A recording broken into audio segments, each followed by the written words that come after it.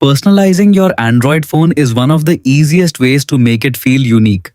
Instead of using the default wallpapers that come with your device, you can choose your favorite photo, whether it's a picture of your family, friends, pets, vacation memories, or any image you love.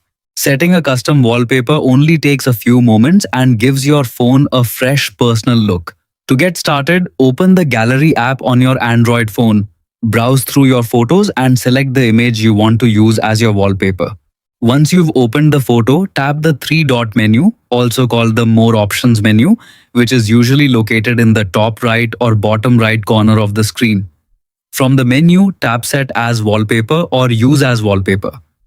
Depending on your phone's brand and Android version, the wording may be slightly different. Next, you'll be asked where you want to apply the wallpaper. You can choose home screen, lock screen, or both if you want the same image to appear on both screens. Before applying the wallpaper, you'll have the option to adjust or crop the image.